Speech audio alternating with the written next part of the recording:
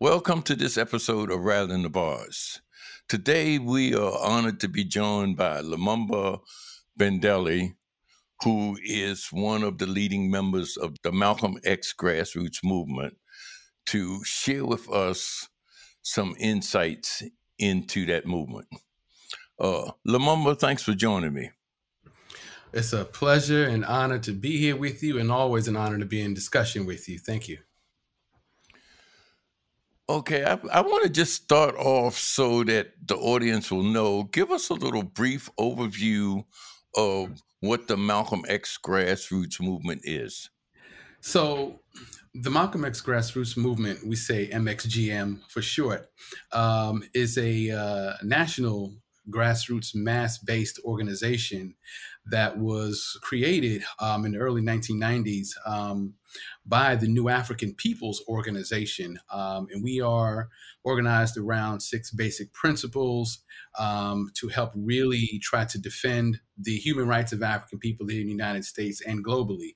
And we have chapters in New York City, in Atlanta, in Mississippi, in Philadelphia, in DC, parts of Illinois, on the West Coast, a few there. So we are growing, and our chapters are ebbing and flowing in their health and activity. But we've been around for some time, and we've had some significant wins, some significant lessons, and where we are very fortunate to really have been able to come under some very seasoned organizers coming out of NAPO and some other formations that have been really influential in our path in this work. Hey, brother, let me ask you, in terms of, you say you got, I was doing some research and I see where y'all got the 6 principles that y'all operate under. Can you briefly, if possible, elaborate on what they are?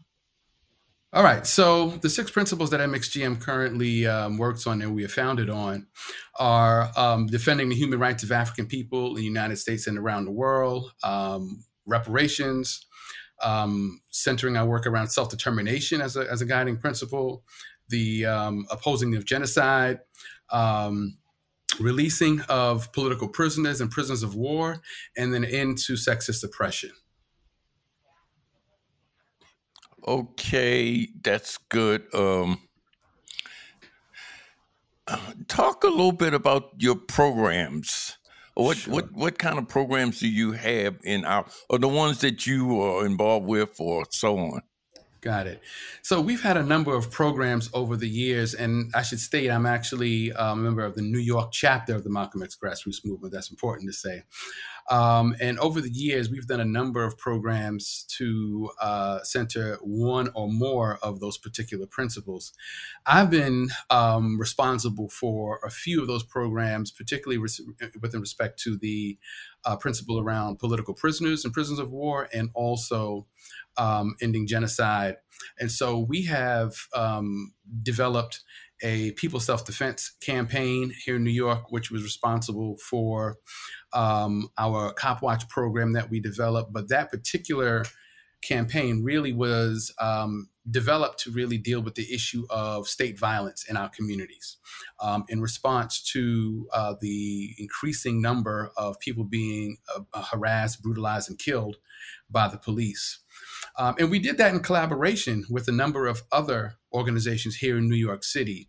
One of the, I think, most impactful collaborations we've had was with the small coalition called the Coalition Against Police Brutality, under the leadership of now ancestor Richie Perez, who was a former member of the Young Lords Party. The Coalition Against Police Brutality is no longer in existence, but the founding organizations of that particular coalition have since grown that work into another coalition called the Communities United for Police Reform. And we are responsible, our collective visioning, our collective commitment, for actually really shifting some of the landscape of what policing looks like in New York City. Some of the work that our organization specifically were responsible for. I talked briefly about our Cop Watch program that we modeled, quite honestly, after the Panther program. What we did was replace the shotguns with video cameras, and we decided to do police patrols in the 77th and 79th precincts of Central Brooklyn. We used those particular locations because that's where the majority of our membership lived. And that really was a reflection on how we saw our organizing, that we really wanted to make sure that we reflected this idea of organizing where you are, right? We aren't going to go into Midtown Manhattan and talk about what needs to happen there. We really were about building a strong base of our neighbors, of our family, of our friends, of community members where we were. And that was essentially what we did. And we did it for about 6 years. Every, probably twice a week, in fact, we went out and we patrolled those 2 precincts in an organized manner. We had attorneys that were with us. We had 2 particular teams that were dispatched.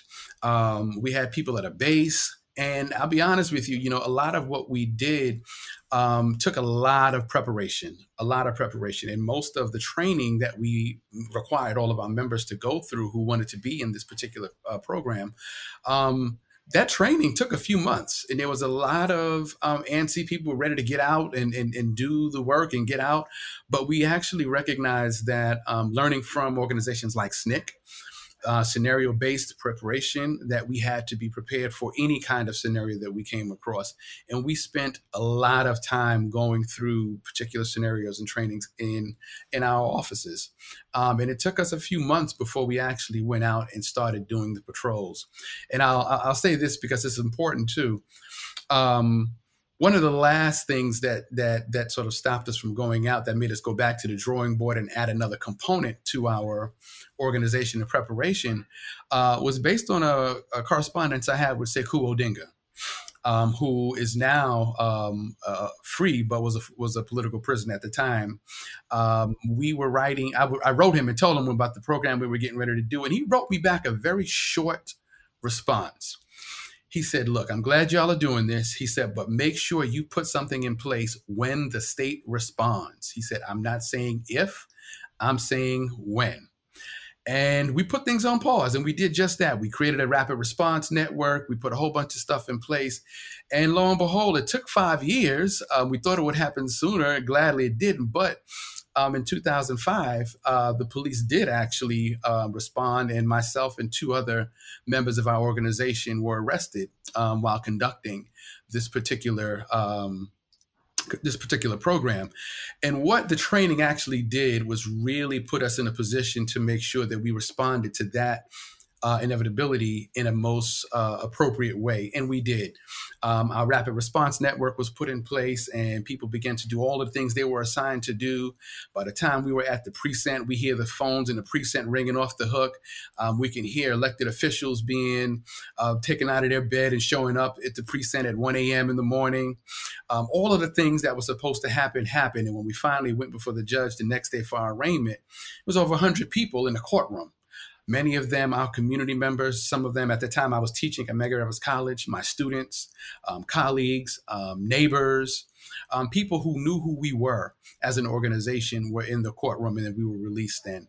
And so the charges, after almost a year of going back and forth with court dates, were eventually dropped. But what we did do was go on the offensive from then, and we filed a lawsuit against the NYPD, a federal lawsuit. And it's actually something you can look up now, called Bandele versus NYC, where it was affirmed that videotaping the police is a constitutionally protected act. And that was a big part of the other movement around our policing work moving forward. We use litigation as an organizing tool. And I can talk about that a little bit later. But that's some of the work we did around policing. I know you do a lot of work around political prisoners. And so, because I came into contact with a lot of your stuff.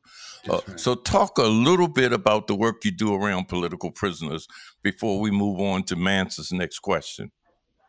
Absolutely. So we, MXGM, as I mentioned, one of the principles really was to make sure that we were moving on the issue of the existence of political prisoners in the United States and doing what we could to ensure their release. We had gone through some stages of what that work actually looked like. When I first joined MXGM in 1995, we were just coming out of a space where the leadership of that particular chapter was guided by a former political prisoner, a man by the name of Ahmed Obafemi. Ahmed really positioned the younger members of MXGM. And just to be clear, the New York chapter is primarily at that time young people. I'm almost 50 now, so we're talking, a few decades past, but most of us were in our late teens and early 20s, who were doing this work. And Ahmed made a very intentional decision to make sure that the leadership was put in the hands of young people. And what that did was make sure that the programming, particularly around political prisoners, was done in a way that reflected our voice, was done in a way that reflected our particular community, our peer group. And we weren't replicating some of the things that his particular age and peer group were doing. And so we did a number of things. Most of what we were doing in the early stages were awareness campaigns and rallies. We would put out different information, posters that we would put up. In fact, in 95, we were a part of what we called Mumia Summer. If you remember correctly, that was the year that Mumia's death warrant was signed. At the time, Judge Albert Sabo had intended on executing Mumia on August 17th, 95, which is Marcus Garvey's birthday. We had just completed a youth organizers training conference, and we decided to do a pivot.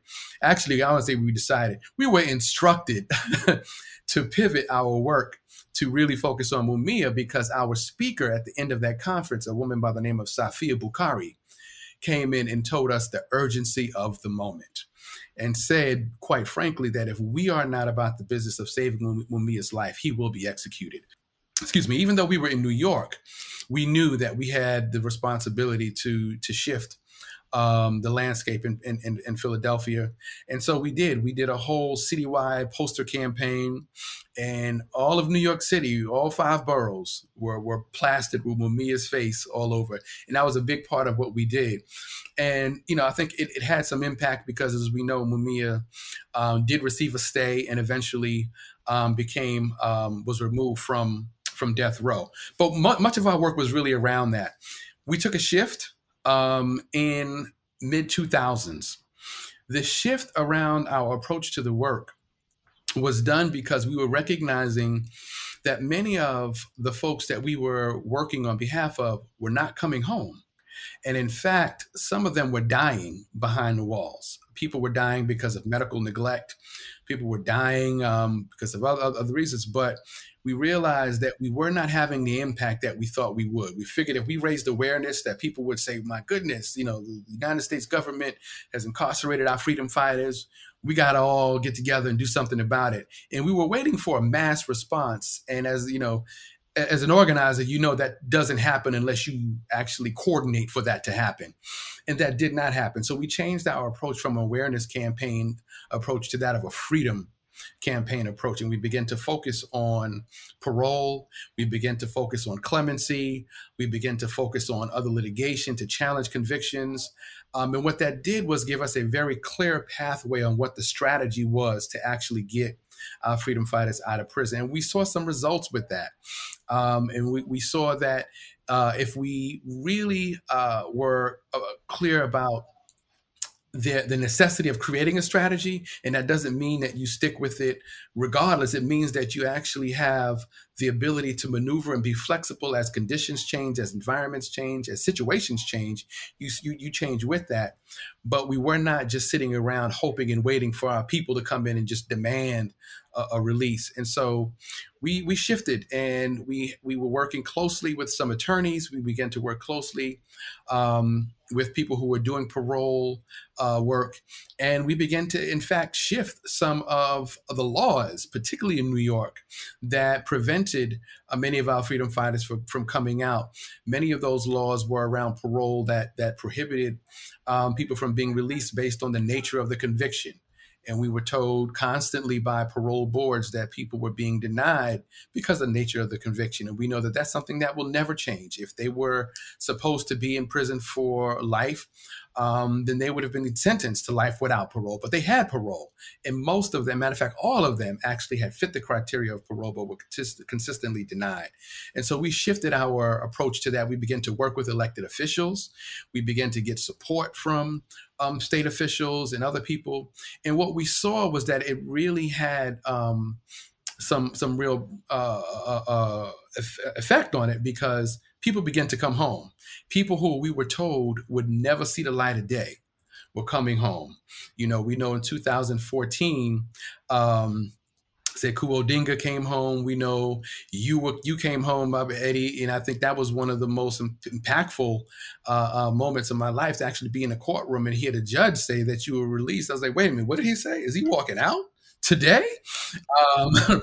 You know, and so that does something to you. That does something to people who have committed themselves to this work, to be able to remove this idea of impossibility, because we're told, not only by the state, we're told, in fact, by many comrades who were part of this work years ago, who said, look, I don't know what's going to happen, that it's impossible, that we actually made the impossible probable.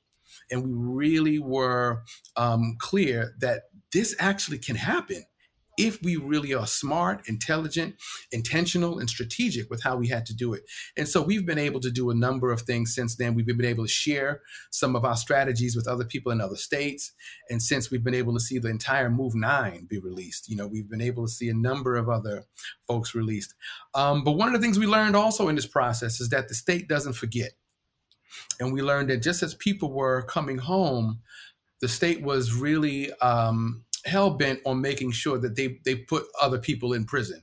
And so while we were doing this work, we ended up seeing the reincarceration of Kamal Siddiqui. We saw Jamil Al-Amin being put in prison. So we recognized that we had to continue this work and share it out and share the strategies out to make sure that these brothers didn't die in prison. Yeah, and I like that your historical relationship and your reference. I want to segue now to as we know, like, our history tells us that every political movement that we have, mainly when we're dealing with political prisoners, like when Huey was locked up and when the onslaught of the Panthers, every time we went to get them out, we organized a community, and it was a correlation between organizing the community and getting them out, but more importantly, having something in place where the community would be more educated on understanding and being able to survive this onslaught you're talking about. So how do you translate your organizational works into educating the community, more importantly, around the internal violence that's going on in our community, the violence that we be waging against each other? How do y'all make a connection between what we're doing with the political prisoners and the other things that we're doing, but more importantly, getting the community to become more self-conscious and more aware and self-supporting in terms of dealing with those problems? That's a good question. That's a very good question. In 1997, a few of us had gone to the World Youth Festival in Havana, Cuba. Myself, a bunch of young people from all over the country had gone there, all over the world, in fact, but we had a pretty broad delegation from the United States that had gone, a few folks from New York. And we had the opportunity to meet with our exiled freedom fighters over there. Both sisters, one of whom has now since passed, Sister Nahande Abiodun and Sada Shakur, had pulled us to the side and said, look, you all are in a real unique position right now. You all are in deep relationship with people in this hip hop community. You all have access to technology and resources that we didn't. You need to make sure you utilize that technology, those resources, this creativity that you have, and really step up the game to bring our freedom fighters home. And so we took that to heart, and we came back and we began to figure out what we could do, what we had at our disposal that could really help to move the needle on the work around political prisoners. At that time, I was working as a programming coordinator at the Caribbean Cultural Center. One of the things that I was responsible for, I was doing concerts. I was producing concerts. That was my 9 to 5. I was doing it as a part of the International African Arts Festival. And we were working. Some of the other people that went on this delegation to Cuba were founders of this hip hop magazine called Stress. And so we came and put our heads together and said, look, who do we have at our disposal? We know all of these rap artists, right? Let's get them together and let's just do a concert to raise awareness and money around political prisoners. And we decided to call it Black August Hip Hop Project. We did not know at that time that it was going to blow up to the extent that it did.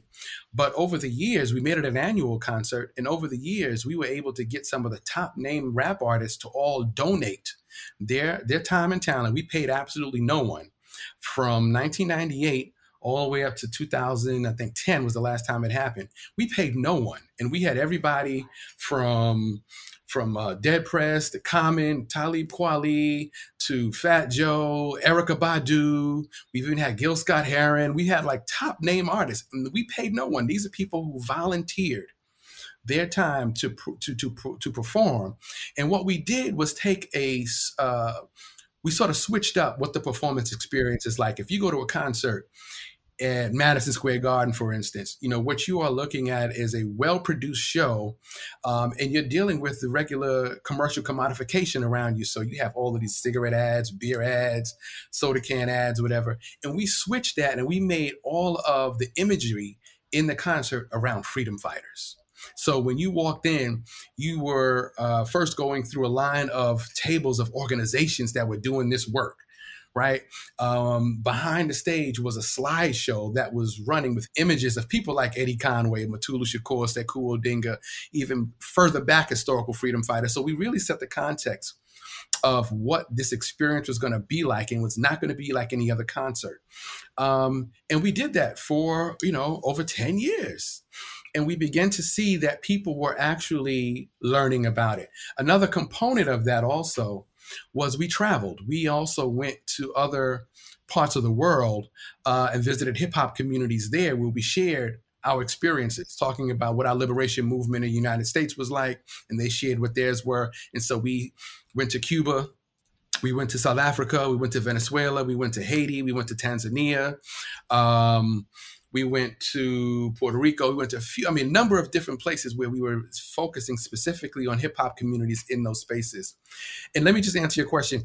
We realized that we were having some effect later on in the years when we are engaging in some of these parole campaigns and people who are positioned in other spaces begin to fall in line. And when we later find out, like, how did you, these are people we didn't organize directly, found out, well, hey, thanks for your support in this. What made you do this? Oh, I used to go to your Black August shows, right? And so we realized that actually it was having some impact. People were learning. People were actually becoming more aware. And so that was some of what we did. And it was probably one of the best recruiting tools that we had also. People were down to like, oh, this is what this organization does. Let me roll with them. And so that was one thing. And just recognizing that, we have a long history of using culture and arts as a tool, not just for social change, but for revolution. Mm-hmm. Okay. Can you maybe share some of the lessons that you've learned as an organization, as an organizer, to these new groups that are developing there? Successes and mistakes, things to be aware of or things to be proud of? Yeah, we got a lot of lessons, and I actually think sometimes the mistakes are the most valuable lessons that you can learn from.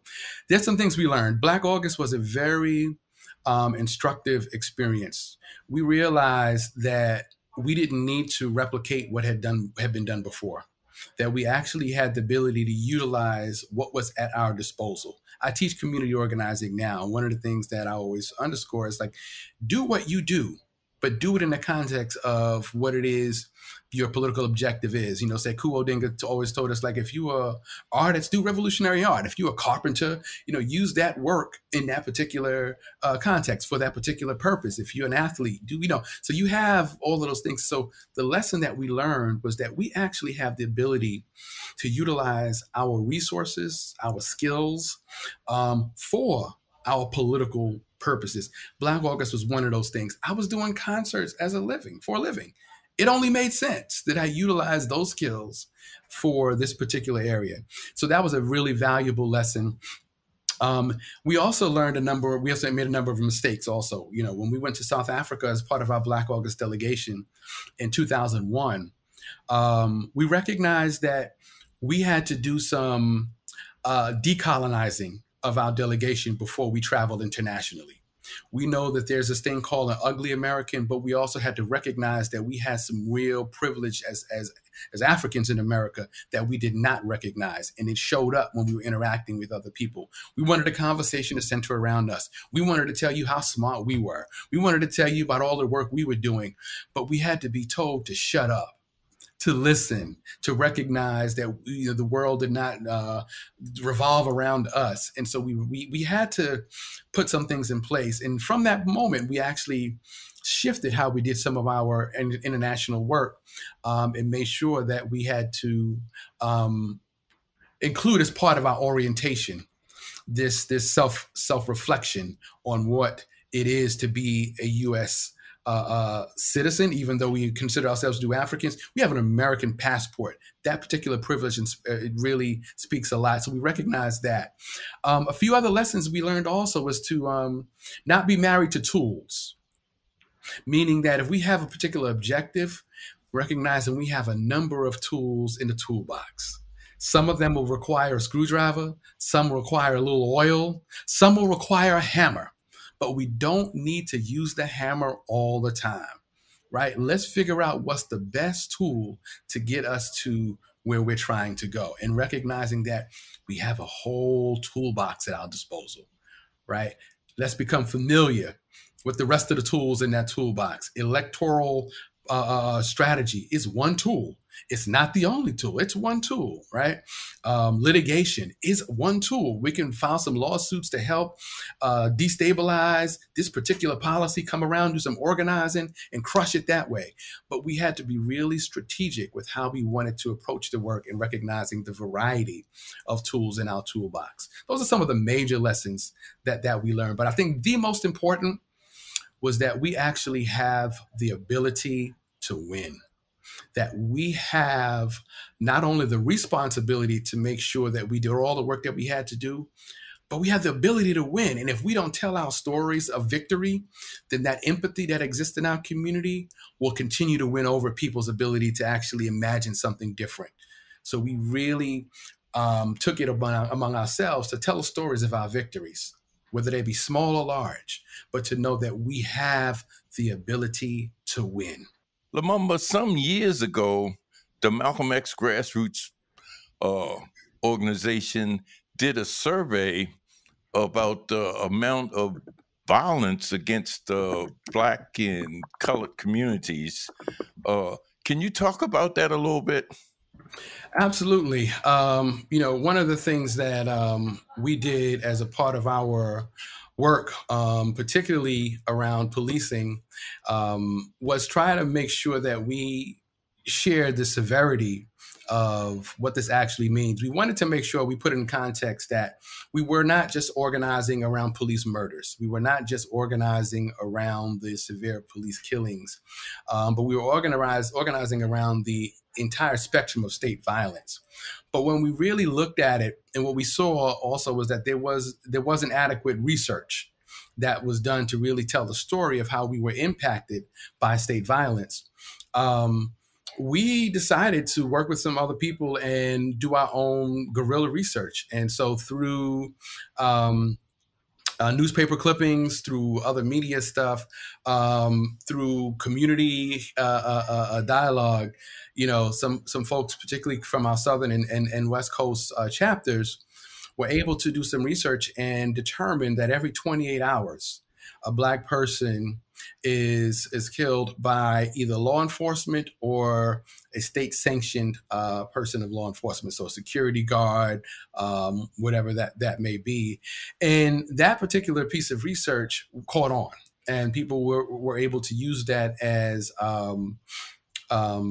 just some real anchoring data to help them in their organizing space. What it did, however, also show was that we were responsible for seeking out the data that we needed to verify our work. Because if we were waiting for it to come out of a Pew Research, it wasn't going to happen. If we were waiting for New York Times to do research like that, it wasn't going to happen. And so that guerrilla style research was informative. And again, this was a part of a broader state violence campaign that we were currently doing. And attached to that also was some discussions on how to remedy it. We talked about what community control and community safety mechanisms needed to be put in place to ensure that we protect ourselves from those things. And so those things are, I mean, that research was done over 10 years ago. It has since changed. It's certainly due to be updated. I'm not sure what the numbers would tell now, especially with technology being what it is. You know, I would venture to say that we would find it to be more than every 28 hours and maybe every 18 hours by now. We don't know. But an updated research is probably due. Man, so you get the last question. Okay, you heard the term that the revolution will not be televised. Yes, sir. And that's the last point. Then Gail Scott Hearn came out and said the same thing. So my question to you is, in your coalition building, how do y'all stop from being commercialized? We see that they are systematically commercializing Black Lives Matter. So how do y'all, in a coalition fashion, be able to maintain, separate that y'all identity in terms of revolutionary politics and be effective in your coalition building? Right. Well, I think the part of what we recognize is that there's a innate sort of responsibility to have some accountability attached to the organizational infrastructure. If you don't have a base that you're organizing, if you are organizing just a few of your friends and you all agree, or if you're organizing with just a small leadership body of people and you all have the same interests, that's not an organization. That's a group of friends, right? We have in our particular organization, people who live in our communities, people who from different spaces, and we have a process. We have to go back to folks and say, look, this is what we have as an idea. What do you think? If they say no, we got to switch it up, right? This is not the Lumumba show. This is not the Bandele show. This is actually a collective, and we are held responsible not only by the members of our community, of our organization, but those in our community, because we got to come back to this place where we live, right? And people, like I said, the same way that they came to the courthouse and supported us when we were arrested is the same way they will tell us, no, what y'all doing is not it. What y'all doing is not what we want. And that kind of engagement and relationship is absolutely necessary. And let me be clear, it's not going to always be flowers, right? There's a process that we have to have with both listening to, but also informing and engaging with our community, because our community doesn't have all of the information sometimes. So we say, okay, how about if we share this with you? What do you now think, right? It's a process. We have to make sure that we're engaged in this dialogue regularly. The other thing is understanding that this particular concept becomes far more complicated with technology, right? It's easy for people to develop followers on these social platforms, and people mistake that as a base. That's not a base. Sure, you can be influential because you can get people to do certain things, but that's not an actual organized base. There's a difference. And so we recognize that we have to always be a part of a process that anchors our work in community accountability. Where when I go home, I need to be able to look at my neighbors and be able to say, yeah, this is what I'm doing. And I'm doing this on behalf of you, on behalf of our block, on behalf of our community, because this is why we do what we do. And when we do that, that helps us, recognize that the co-optation that's out there will not win, And I have to say this also, it's important to recognize that part of that co-optation is disinformation. Right. There's a lot of disinformation, particularly about BLM out there, that we as an organization have been trying to make it our business to correct. This idea that they have been, getting money from X, Y, and Z and doing a lot of that has just been false information. And so we have to be real clear about where people are, verify information, and always be about, honest, open dialogue with our communities. Okay. Thank you, Lumumba, for joining us That's a good overview of Malcolm X Grassroots Organization. And thank you, Mansa Musa, for backing me up here. You're welcome. I appreciate y'all for having me, man. Thank you so much. It's always good to be in conversation with y'all. Okay. And thank you for joining this episode of Rattling the Bars.